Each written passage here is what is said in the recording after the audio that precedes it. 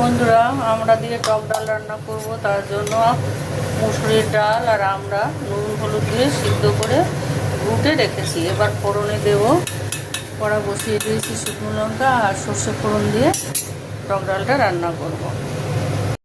কড়াই তেল দিয়ে দিয়েছি আর শুকনো লঙ্কা দিয়ে দিয়েছি দুটো।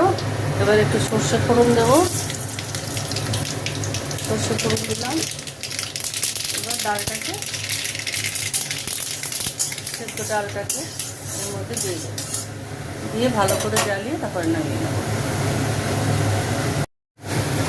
ডালটাকে তেলের মধ্যে ছেড়ে দিয়েছি, এবার ভালো করে ফুটবে, তারপরে নামিয়ে নেব।